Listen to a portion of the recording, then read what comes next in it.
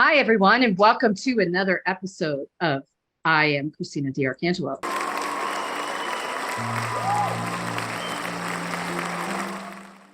And today I have one of my friends from a long, long, long time ago on with me, Lisa Kirk. Thank you so much for joining me today, Lisa. How are you? I I'm having a great day. Thank you so much. I'm honored. Oh, I'm so honored to have you on because, it's important for us to talk about some of the things that you've been doing because you have a book, you're a veteran. There's a lot of things that I think would be important to share with people, especially since, I work with veterans and you're a veteran. And, the fact that we grew up in this little town called Phoenixville, Pennsylvania, we went off and did things with our careers. And it's really awesome to have you here today. Thank you for joining. Thank you very much. So, Lisa, why don't you tell everybody about yourself, about what you've been doing, where you've been, and kind of just give them a synopsis, if you will, as to things that you'd like to share today. And most importantly, I think we should talk about your book because it's really important for us to get the word out about that. But do you want to get started? Sure. My name is Lisa Kirk. I served in the United States Army Military Police Corps for about 21 and a half years. I joined when I was 21 and I retired in 2017. I met the love of my life. We've been married for 25 years. We reside in Missouri. I've been all over the place serving my country and protecting my country. And I retired as a Master Sergeant at E8. And during my time in service, I had some really good things that happened that I'll remember for the rest of my life, and some things that, I just carry around with me, Mhm, and some stuff that, affects my mental health. And mhm. so before I retired, I wrote this book. It's called In and Out of Uniform, and it's just a short story, an easy read about my life in and out of uniform.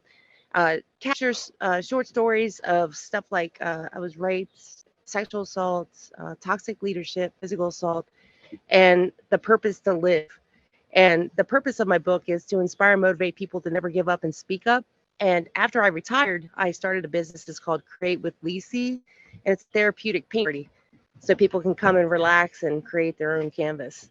I love that. And thank you for being vulnerable and sharing that. I have a sweatshirt on today because it's a little chilly over here. And I was like getting chills when you were saying all these things because, this is one of the things that not a lot of people want to talk about, right? Ex-military people wanting to talk about rape, physical, mental abuse, other types of abuse that you have suffered from. And then when you leave, you're expected to go back into society and cohabitate with everyday people like me. I haven't been in the armed forces. You know what I'm saying? And it's a I hard understand. transition for you all. I mean, I know I have a lot of friends that are veterans that, I work with clinically, but even through the nonprofit APA, we have a lot of patients that have come in with PTSD, other mental health issues. One of the things that we worked on with one of our companies that I represent were PTSD formulations that are CBD. We have not launched them yet because we're going to do clinical studies on them. We're not like other companies where they just pump it out and say, here, take this, it works for this. We don't do Yeah. that. So, we've had a really big focus on this because of all the veterans that we've had come our way over the years, people like yourself. And how do you get around all these things? And I think it's so awesome that not only did you write a book, but then you came up with a business as well to help people express things that they may not be able to verbalize, but they can in other ways. Most definitely.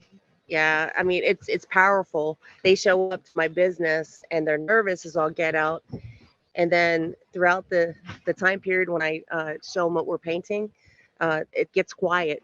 And I always tell them, leave the worries out that door and just come in and relax, put on some music, and then just have a good time. And it gives us a chance to connect too and socialize. And think of good things.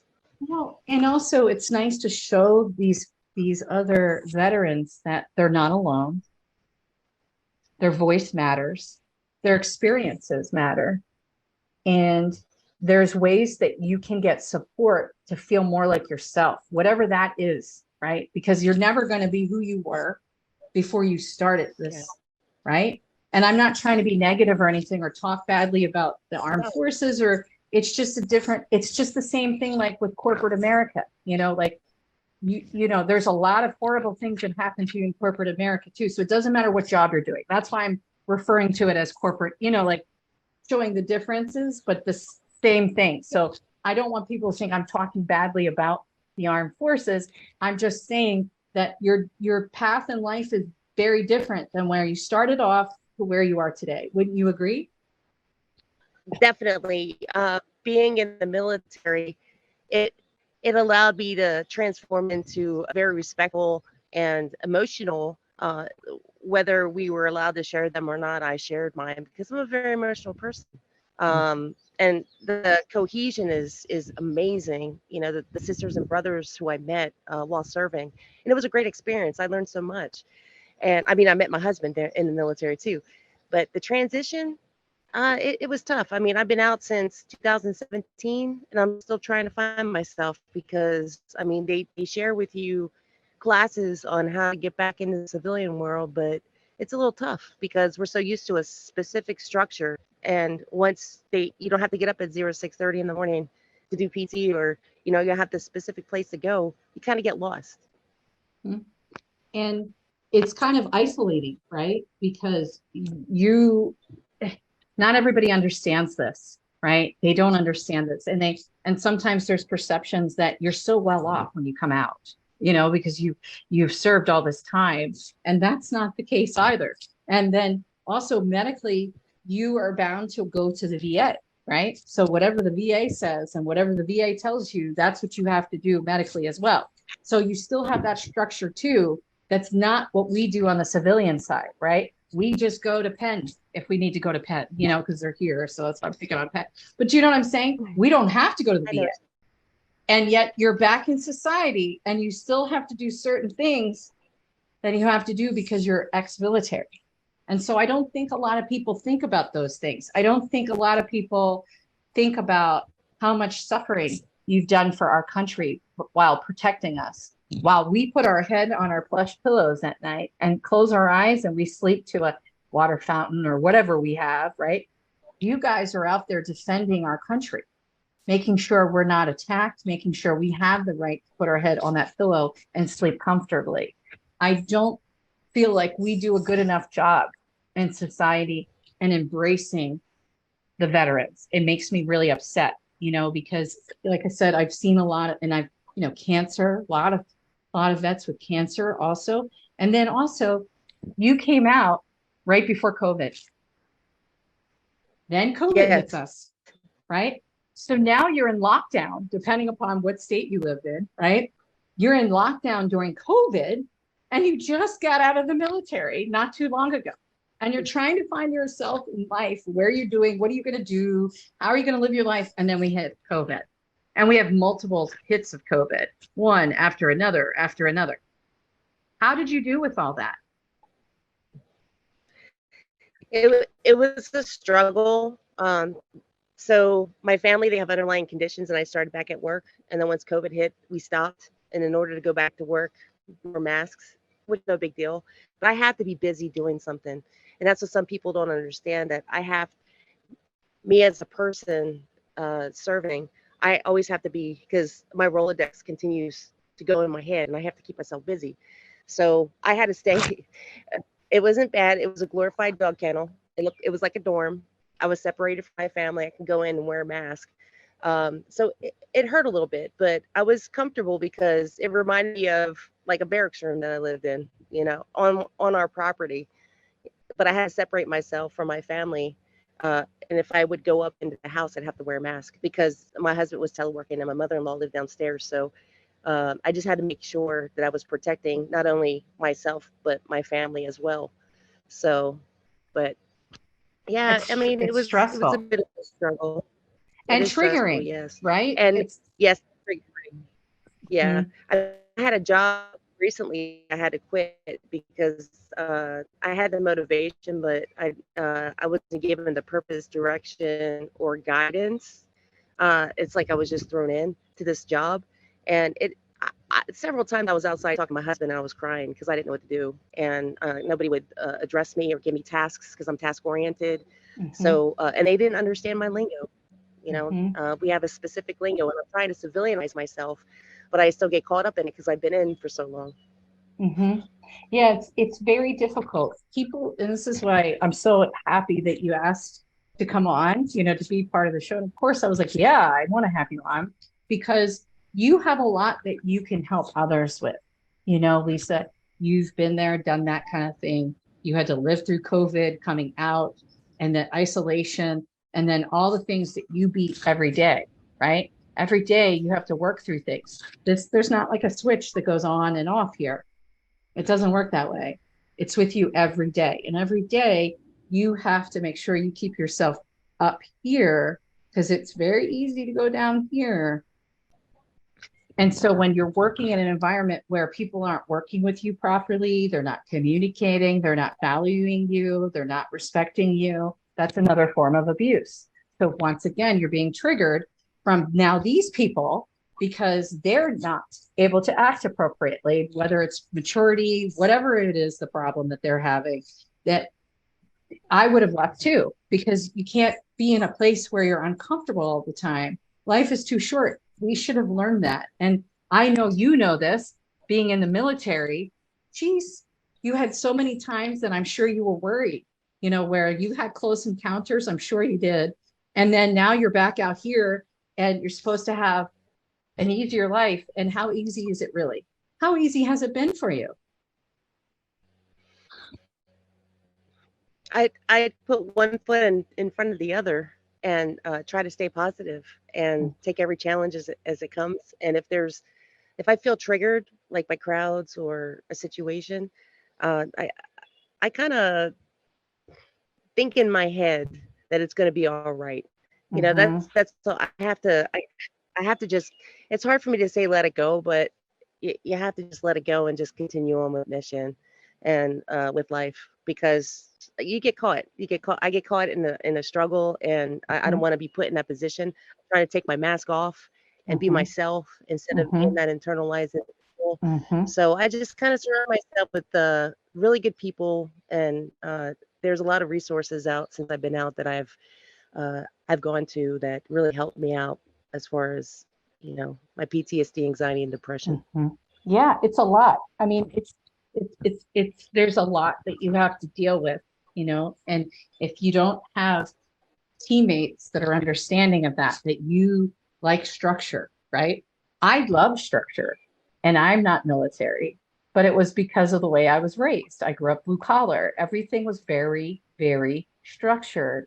Everything had its place. Everything, um, and I was raised to not show emotions. I'm Italian. You don't, other than yelling, you don't talk about the fact that so and so hurt your feelings, right? You don't do that. You yell about it, right? That's what and you don't go to therapy, and none of this stuff, right? They don't want to talk about it. So it's different, but kind of the same, right? You know what I mean? And I'm sure Yes. growing up, you had stuff too, right? So then you go into the military, then you get out of the military, then we're in COVID, then you have these things popping up here, there, and wherever with tests, more and more tests. You never stop being tested.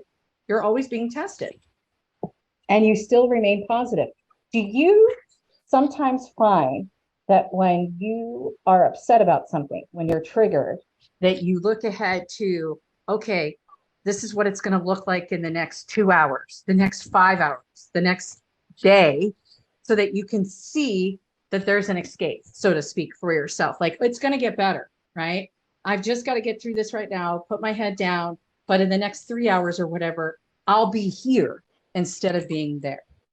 Do you do that? Yes, I do. I try to take it like I take it one step at a time, depending on the situation. I'm an avoidance kind of individual. Mhm. because I can go from 0 to 100 as far as my anger in a matter of seconds. I don't seem like that because I'm a very happy person, but it happens. And what I try to do is kind of focus on something, turn on some music, try to find something that can help me do some breathing, and then it kind of subsides, and then I can just drive on. Yeah, that's so important. Even tapping. Do you know about the tapping? Have you ever tried that? EMDR, yeah, I've Yep. done. Yes, yes, it helped me Hmm. out a lot through some grief. Yeah. Yeah, I've learned that. You can obviously tell I've had some therapy over the years, but Oh yes, yes. you know, we all go through things, and you've got to take that step, like you said earlier. You keep putting your foot forward. You keep going, keep going. So, like from where we're from, the area that the little town is called Phoenixville. And what do we have? We have the phoenix that rises from the ashes. So a lot of us that grew up there that are true Phoenixville people, I have found, you obviously are one of them too, where we remember, okay, the phoenix, we are going to rise from the ashes. We've got to keep going. We've got to keep going. So it's important that we share these types of messages with the viewers or the listeners, however they're picking up the podcast, so that, even during their worst days, they remember to put that foot forward. And I think it's really important that you brought that up. And so that's why I kind of went back to it again, because it's important. It's part of your mindfulness as well. It's part of who you are. Yes, yes, indeed. I mean, I almost took my life. My last duty station, I was in Fort Riley, and everything was just like falling on me. And I was trying to break through. And my family was here in Missouri, so I really didn't have anybody. And I was alone at the top because I was a senior sergeant. And I was in my apartment, and I was listening to my Grateful Dead and drinking. And I met some friends. Some of them were lower ranking, and some of them were just spouses of the military, and they knew something was wrong with me. And if it wasn't for them, I wouldn't be here. And Oh, there's a purpose, I have a purpose in life, and I wouldn't want to do that to my family and friends. So I realized that life is too short, so you have to live every moment to the best of your ability. absolutely. And this month, I know you've seen a lot of my posts coming up for APA, Affinity Patient Advocacy for Mental Health Awareness Month, because mental health awareness is very important to me personally, and also for all the patients that I've helped over the years, where we've had people that were suicidal that had come to us, and they come to me as the CEO directly. I pick you up first, and I try to, I triage, or I handle it myself mostly. So I can imagine how scary. Thank God you were not alone, because if in fact you Right. had been alone, I may, who knows, right? So I think it's so great that they were there with you to make sure that that didn't happen, and that you continued forward with your life. And I think it's very brave that you admitted that this happened, and I'm still here today because I choose to be here. I choose to be Yes. here because I have a purpose here. And my purpose is to help people, because while I'm helping people, I'm helping myself. Wouldn't you agree? Yes. Yes, indeed. And it's part of the trauma survivorship. A lot of times when people, in my opinion, I'm not going to get into stats and all that stuff, but in my opinion, a lot of times us trauma survivors we overshoot a lot, right? Because we just push and push and push and push and push, because we want everything to be perfect, and we want to make sure we're helping people, because that makes us feel better, because of how we felt when nobody was there to help us through some of these things. Right.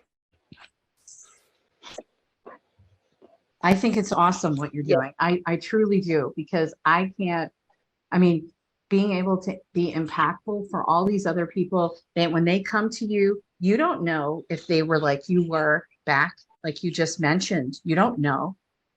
Thankfully they're there with you, and you're continuously being able to support them, so that it's not like it's a one-stop shop. They can constantly be in touch with you. If they need help, you're there to support them. And you know best, because you've gone through so much yourself, and you can empathize and talk to them in a way that they don't feel threatened by it or Yes. embarrassed. I'm in a, or embarrassed. Yeah. I'm in a couple MST, military sexual trauma groups, and a couple other therapy groups where we have a bunch of women veterans that come together, and it's like a check-in. We all check in with each other, and we have each other's number, and we always connect with each other. And it's the beauty of it all. It's just people just need to reach out and not be afraid to open up, regardless of maybe if they have a security clearance or not. I mean, because their mental health is more important than anything. And a lot of people don't want to discuss mental health. You know, they want to keep it quiet. They don't want to, sometimes people don't even want to admit that they have an issue when they do. And there's ways to get help. And it's, you know, that's what I saw, you know, with my brother. And I saw because he wouldn't let you help him. Then that's when he started doing other drugs to be able to stabilize his mind, to escape how he was really feeling. And I was a little while ago, I was reading through some of our text messages, and it's because we were coming up on Mental Health Awareness Month, and the board, you know, they're always like, Christina, you really got to share, you've got to share your viewpoint, you know, so can you please, plus I have anxiety, you know, like, so I know, and I have PTS also, and I'm a trauma survivor. So I know, right? But I don't know everything. But like with my brother, I think that if he would have accepted some of these things and not have been embarrassed, he'd still be here today. So, you know, that's what's important, Lisa, is that we want to make sure that people stay with us. And if they need help, there's ways to reach out to you. They can reach out to us, you know, through an APA, where we can help people get a voice when they feel like they don't have one, or maybe they're afraid to share it because of backlash, because of stigma, because it's a sign of weakness to say you're a mental health patient in some people's minds. For us, it's not. It's a way of life. It's an accepting position that we're in. Yes, most definitely. And the one thing I know, the one thing that affected me when I exited or retired from the military is I don't have life insurance. I missed the window for the veterans group life insurance. It was a 180-day window, and I started working immediately after I retired. Long story short, I called them and they say I was a day late, $1 short. They can't backdate it by law as far as yesterday. So I tried like all these agencies like Prudential, USA, all this other stuff. I was denied because of my PTSD, anxiety, and depression. Yeah, so I'm still working on it. I was denied, by the way, with one of those companies that you mentioned, not because I'm ex-military and with PTSD. No, I was denied because I'm a cannabis user. Because I take medical cannabis for my autoimmune diseases. That's really where I started. And then obviously I was anxious because I was sick all the time. So it was impacting my mental health. And then the PTSD I suffered, you know, this all helps me, right, as a patient. And I was denied. I finally got somebody. So you know what? I've got to look them up, Lisa, and I'll send you their name. I did find somebody who would cover me. And just kind of like, okay, this is just a fact of life. I just need to find the next time the bill comes, or I'll check, you know, my check, I'll check my bank records and I'll let you know who it was, because I finally found somebody because I need life insurance. I have a kid, you know, you need, you know, you have you need life insurance, you have a spouse, you have family members, you know what I mean? You've got to, you know, you've got to help them. So I'll look for that, because that sucks that they did that. It's just, I thought we were getting away from that, right? Healthcare and life insurance, pre-existing conditions, like it's fact of life. Once again, you're being stigmatized because you have PTSD and you're just trying to have health insurance. You're not trying to, or not life, I'm sorry, life insurance. You're not trying to premeditate something. You know what I'm saying? You're trying to get your insurance. Yes. I could probably do it now because they said it was like 6 years or something like that. Okay. Before I can reapply. So Okay. I'm gonna try again. Yeah, Okay. I'll try Well, again, well, but we'll see. let me Especially, know, because I'll look for that other company anyway, and I'll send it to you because maybe they'll do it. I mean, again, but how ridiculous is this that you can't even get life insurance? This is such a ridiculousness in the system. I don't understand it. yes. I always say I was the poster child for life insurance for getting out because they share with you the information. You have a certain timeline to do it, and I kind of missed it by a day because I was busy with my life and Hmm. kind of like, yeah. So I always tell people Make like sure you do veterans who are it. getting out insurance, yeah, Yeah, or gonna you be in my got, position, yeah. yeah, when now you're in a holding pattern, like, Mhm. crossing your fingers that we are okay until we get to that point where we can try again. I mean, this is nonsense. I mean, my God, my God. Well, Lisa, we're at the end of our time today. I really, really appreciated having you on, and thank you for sharing everything with us. And I'm so glad we got you in May too, because this is very relevant to Mental Health Awareness Month. And I really appreciate you sharing everything with us today. Thank you so much. I appreciate you having me on. It was a blast. Oh, thank you. And I appreciate everything you've done for our country and for everybody else that you've been helping since then. That's important to notate too, because you're still out there fighting the good fight every day, and you're still helping people. So that's really important. Yes, I will keep on keeping on for my That's right. community and for my family. Yes. That's absolutely right. So, with that said, as we say in every show, remember, we are the same. Thank you for joining us today. I am Christina DiArcangelo.